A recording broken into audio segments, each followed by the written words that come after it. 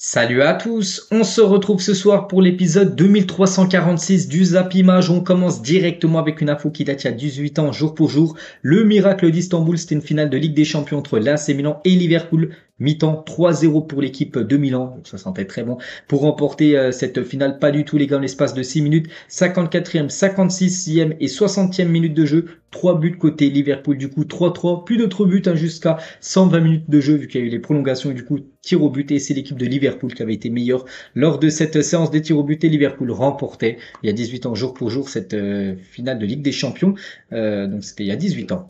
Il y a 10 ans cette fois-ci jour pour jour, le Bayern Munich remportait sa 5e Ligue des Champions contre l'équipe de Dortmund. C'était une finale 100% allemande, donc un partout jusqu'en fin de match, et en toute fin de match l'équipe du Bayern inscrit un deuxième but grâce à Robben sur une passe D de Franck Ribéry.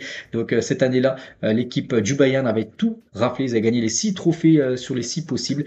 Et malheureusement pour Ribéry, il n'a même pas remporté le Ballon d'Or cette année-là, alors qu'il avait tellement mérité de remporter ce trophée. On va parler de Erling Haaland. Donc hier, il a joué, il n'a pas marqué Haaland, mais il a délivré une passe D pour le but de Phil Foden lors de ce Brighton-Manchester City. Et pour sa première saison en Première Ligue, Erling Haaland a déjà égalé la saison record de Thierry Henry dans le championnat anglais.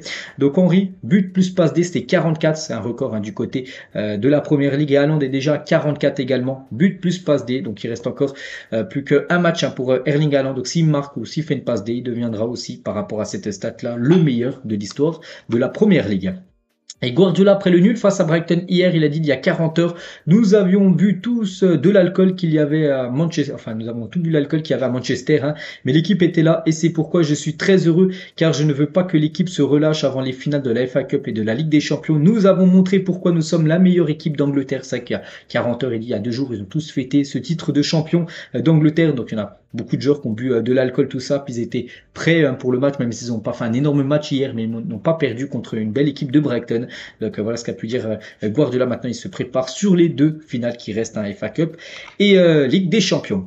On va parler de l'OM, envisage de saisir le CNOSF pour contester la suspension de Dimitri Payet. Cette démarche permettra à Payet de jouer dès samedi le prochain match de cette équipe de l'OM, parce que normalement il est suspendu là pour 5 matchs, mais voilà, Marseille aimerait saisir ce CNOSF là pour que en gros il puisse jouer tout simplement cette rencontre samedi soir. Regardez cette photo de Lewandowski avec Marco Reus, et par rapport aux échecs de Marco Reus tout au long de sa carrière, c'est un joueur maudit qui a toujours été très proche de remporter des titres. N'oubliez pas qu'après-demain, s'ils remportent leur dernier match, ils seront champions d'Allemagne devant l'équipe du Bayern Munich, à l'ancien club de Lewandowski.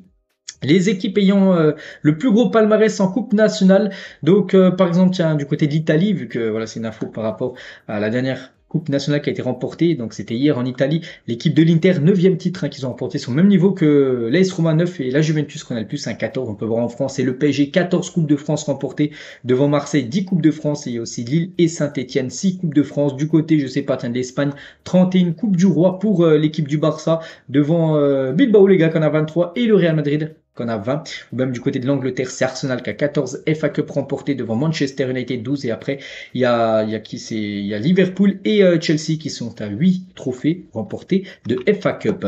On va parler de Javier Tebas présente ses excuses à Vini Junior. Donc le président de la Liga, Javier Tebas, est revenu sur les propos qu'il avait tenus vis-à-vis de Vini Junior, victime de racisme. Je ne voulais pas attaquer Vini, mais si la plupart des gens l'ont compris de cette façon, je dois m'excuser. Ouais, il apporte son soutien tout d'abord, et aussi ses excuses, et il fait très bien, parce que voilà ce qu'il avait dit ces derniers jours sur Vini, alors qu'il était victime de raciste, alors que lui il n'avait pas du tout été en soutien par rapport à Vini, donc il s'excuse par rapport à ça. Javier Tebas, c'était la moindre des choses qu'il pouvait faire.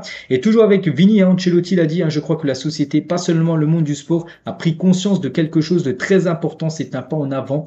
Voilà ce qui s'est passé ces derniers jours, avec beaucoup de mobilisation de soutien envers Vini Junior. J'espère que ce sujet sera rapidement résolu, même si on a encore peur que ça se passe encore dans le futur, ces problèmes de racisme. Et Drogba, les gars, sur les problèmes de racisme dans le football, il a dit: nous avons eu toutes les discussions, l'indignation, les genoux, les déclarations. Maintenant, nous avons besoin d'action. La lutte pour l'égalité n'est-elle pas pour tous, je veux dire, la lutte contre le racisme n'est-elle pas assez importante? Continue de briller, Vini. Nous sommes ensemble dans ce combat. Voilà aussi le beau message de soutien de Drogba envers Vini Junior et Rafinha par rapport à ce maillot qu'il avait porté, c'était avant-hier lors du match perdu contre Valladolid 3-1 pour le Barça. Il avait montré ce maillot, il avait dit je voulais montrer mon message sur mon t-shirt contre le racisme, je me battrai toujours pour ça, rien ne change autour de ce problème et les puissants du pays et du monde doivent agir. Il ne faut pas que les gens fassent semblant de ne rien voir. C'est pour ça qu'il a pris une initiative tout simplement d'écrire cette phrase sur son maillot lors du dernier match du Barça. Et toujours tiens avec Vini les gars, donc une affiche où figurait Vini a été arraché aux alentours du Bernabéu aujourd'hui. Donc on peut voir c'est une photo où il y a le palmarès, les trophées Ligue des Champions remportés du Real, il y a Benzema et Vigny, et on peut voir que Vigny, enfin une partie de son visage a été déchirée par je sais pas par qui. Donc voilà, toujours ce qui se passe autour de Vini Junior. On va parler du Paris Saint-Germain. Emmanuel Ugarte, tout proche du PSG. Vous dites c'est qui ce joueur? C'est un joueur du Sporting, révélé par le quotidien portugais Record, la piste du milieu de terrain uruguayen du Sporting. Ugarte, 22 ans, est très avancé et il devrait être tout simplement la première recrue du PSG. Le Uruguayen sera la première recrue parisienne de l'été. Donc le PSG devrait lever son option d'achat, enfin sa clause libératoire plutôt, voilà, de 60 millions d'euros. Et voilà, ce joueur Ugarte devrait être la première recrue côté PSG. Je connais pas trop le joueur, je vous cache pas les gars, je regarde très peu l'équipe du Sporting. Donc voilà, un joueur qui devrait arriver du côté de Paris. On va parler aussi de Lucas Hernandez, on a parlé à midi, et Hernandez et le PSG ont trouvé un accord, ça je l'avais pas dit qu'il y avait déjà un accord qui a été trouvé dans l'après-midi. Donc Lucas Hernandez et le PSG ont trouvé un accord, le Bayern reste à convaincre maintenant, donc Hernandez et le PSG ont un accord de principe pour la saison prochaine, mais le Bayern qui espère le faire prolonger va être difficile à convaincre, parce que pour l'instant il y a un accord entre Lucas Hernandez et le PSG, mais pour un transfert il faut que 3 parties soient ok, donc le joueur avec son club où il souhaite aller, et aussi le club où appartient le joueur, donc là en l'occurrence l'équipe du Bayern. Donc voilà, Paris doit désormais convaincre le Bayern de lâcher Hernandez. Puis si c'est ok, Hernandez sera un futur joueur de l'équipe du Paris Saint-Germain, ce serait une immense recrue pour le PSG. Toujours avec les infos mercato, l'AC Milan prendra bientôt une décision sur la venue ou non de Kamada. Libre le joueur souhaite venir, c'est désormais au club de décider, voilà, s'il souhaite la voir ou non. Ruben Loftus-Cheek reste le choix numéro 1 des dirigeants rossoneri pour la saison future. On va parler de Marcus Thuram, a été proposé à de nombreux clubs, dont l'Atlético Madrid et le Barça. Il sera libre cet été, c'est sûr, au 30 juin.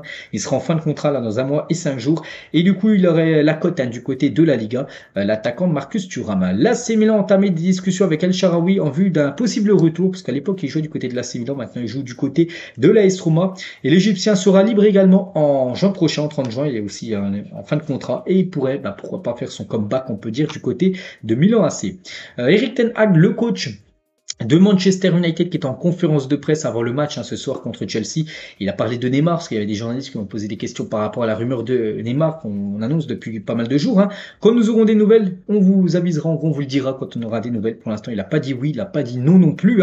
Il a dit que voilà, quand il y aura quelque chose à dire, il le dira concernant peut-être une arrivée de Neymar du côté de Manchester. Le Bayern Munich voudrait recruter Julian Alvarez, l'attaquant de Manchester City, qui joue très peu du côté de City, parce qu'il est en concurrence avec Haaland, et voilà, quand en concurrence avec Haaland, c'est compliqué d'avoir du temps de jeu, et le Bayern Munich aimerait le faire venir du côté de la Bundesliga. Araujo, 24 ans, sera le capitaine du Barça la saison prochaine, avec le départ par la midi de Jordi Alba qui va quitter le club en fin de saison. Donc Araujo sera le capitaine saison prochaine du FC Barcelone. Et pour revenir les gars sur Alba, regardez, il ne reste plus que Ter Stegen du Barça qui a remporté la Ligue des Champions 2015, cette dernière Ligue des Champions remportée par le club Blaugrana en 2015 contre la Juventus Turin. Et sur le 11 qui avait commencé titulaire, et il reste plus que Ter Stegen, il y avait encore Jordi Alba, Ter Stegen, et voilà, Alba quitte le Barça dans quelques jours. Le littoral marseillais va être peuplé de milliers de supporters munis de fumigènes vendredi soir afin de célébrer les 30 ans du Sacre en Ligue des Champions. N'oubliez pas qu'on est en 2023 et en 93, Marseille remportait sa Ligue des Champions, donc ça fera 30 ans jour pour jour, voilà, demain les gars, en gros, il y aura une grande chaîne humaine avec plein de supporters marseillais qui vont craquer des fumigènes. Il pourrait s'agir de la plus longue chaîne humaine de supporters jamais observée. Et ils craqueront tous un fumigène. Et bien sûr, il y aura des images. Je vous montrerai tout ça dès que ça sera fait. Tiens, pour continuer avec l'OM, Valentin Rongier, le capitaine de l'OM, évoque le travail qu'il aurait souhaité faire s'il n'avait pas été footballeur. Il a dit: j'avais plusieurs métiers qui m'attiraient. J'ai besoin d'adrénaline. Je me serais bien vu rentrer dans les forces spéciales dans un groupe comme le GIPN. J'aime tout ce qui touche aux forces de l'ordre. J'aime regarder ces films et les documentaires. Tous ceux qui qui servent la partie, les pompiers, les ambulanciers, je leur titre mon chapeau, je leur tire mon chapeau en gros, voilà ce qu'on peut dire tout simplement. Valentin Rongier, ce qu'il aurait fait s'il n'était pas footballeur. Le médecin Okinja dénonce les personnes qui vendent les tenues qu'ils offrent après les matchs. Hein. Donc en gros c'était un match de Coupe de France, parce qu'on peut voir c'est une tenue de Coupe de France qu'il avait échangé avec un autre joueur, et en gros cet autre joueur d'une équipe amateur a vendu, hein. Enfin il souhaite vendre son maillot, il a dit offrir ses affaires pour les retrouver en vente, hein. C'est regrettable, hein. Voilà ce qu'il a pu dire. Le gardien de Reims. On va parler du meilleur entraîneur du côté du national, c'est l'entraîneur de Concarneau, Stéphane Le Mignon, qui a été élu meilleur entraîneur de la saison en national. Voilà, n'oubliez pas que la saison nationale se termine demain. On connaîtra les deux équipes qui monteront en Ligue 2, aussi les équipes qui descendront. Et il y a un gros match, les gars, pour le maintien entre Bourg-en-Bresse et Nancy. Et ce match est classé à risque, hein, parce que voilà, l'équipe qui perdra descendra en National 2. Et du coup, voilà, il y aura peut-être beaucoup de supporters de Nancy qui vont aller à Bourg-en-Bresse. Donc voilà, en gros, le match est classé à risque, parce qu'il pourra avoir pas mal de débordements en dehors de la rencontre. Reçu 19 sur 19, hein, la Méno sera guichet fermé pour la réception du PSG, comme chaque match de Ligue 1 à domicile cette année. Donc en gros, tous les matchs déjà à domicile cette année de l'équipe de Strasbourg ont été joués à guichet fermé. Ça sera la même chose aussi pour la réception du Paris Saint-Germain pour le dernier match de la Méno cette saison à domicile. Jérôme Roten à propos de Messi, en étant beaucoup plus investi et plus combatif, hein, s'il avait respecté un peu plus le club du PSG, il sera à 30 buts et 35 passes D. Ce titre de meilleur passeur ne masquera pas son bilan trop moyen du côté de Paris. Voilà, Jérôme Roten encore en train de clasher, on peut dire, hein, Léo Messi. Will Steele, bientôt diplômé, devrait rester sur le banc de Reims la saison prochaine. Will Steele, vous savez que Reims, hein, chaque match cette saison, il payait, je crois, plus de 25 000 euros, parce que l'entraîneur n'a pas encore les diplômes pour entraîner en Ligue 1, mais il va bientôt les avoir, voilà, bientôt diplômé. Donc il devrait bien rester, hein, sur le banc de Reims saison prochaine. Pape Gueye est arrivé cet hiver, hein, à Séville, vient de recevoir comme son 3e carton rouge, donc c'est un match hier, Séville a fait le match nul, et du coup il a encore pris un rouge, hein, déjà son 3e rouge qu'il a pris depuis qu'il a rejoint l'équipe de Séville, hein, l'ancien joueur de l'OM. Pourtant il a rejoint l'équipe, hein, seulement en hiver dernier. Alejo, donc un joueur de Cadiz, avait la dalle hier soir, donc c'était un match de Liga, et on peut voir c'était entre Cadiz et l'équipe de Villarreal. Et regardez, il a mordu comme il nous a fait une Luis Suarez, hein, ce joueur Alejo que je connais pas, je vais pas vous mentir.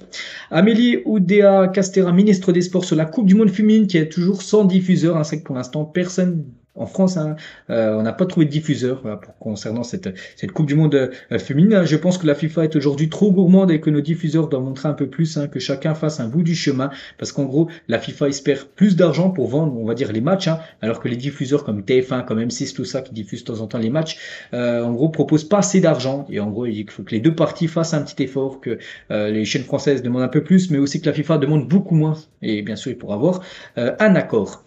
Jonathan Iconé sur Mike Maignan, pour moi il est le meilleur gardien du monde depuis Lille, hein. Ceux qui l'apprennent maintenant, tant mieux pour eux. Nous on était au courant depuis un moment, il avait déjà choqué tout le monde, hein. Il y avait c'est juste de monde qui regardait nos matchs, hein. Et maintenant vu qu'il joue en équipe de France, il joue du côté de Milan, une équipe plus médiatisée que l'équipe de Lille, on sait tous, hein. Mais bon, je le savais déjà moi aussi à l'époque, hein, c'était un immense gardien, et maintenant il le confirme, on peut dire, en bleu, ou même avec son équipe nationale. Et on finit cet épisode avec le top 10 des salaires annuels en MLS. Les plus gros, en gros, c'est Shaqiri, le plus gros salaire du côté de la MLS. Donc l'ancien Lyonnais touche plus de 8,2 millions de dollars par an, et c'est le plus gros salaire. Il devance Insigne 7,5, Javier et Hernandez Chicharito 7,4. On peut voir aussi Bernardeschi. On peut voir, je sais pas, tiens, Douglas Costa, tiens, un ancien joueur aussi qui évoluait en Europe. Benteke aussi, c'est qu'il y a pas mal de joueurs qui évoluaient en Europe dans le passé. Maintenant, c'est les plus gros salaires, on peut dire, hein, du côté de la MLS. Bien sûr, la MLS propose des gros salaires pour faire venir, hein, les meilleurs joueurs, on va dire, dans leur championnat. Donc voilà ce qu'il y a à dire aujourd'hui. J'espère que ça vous a plu. On se retrouve demain, bien évidemment, pour l'after Zap Image. Bon jeudi à vous et à demain.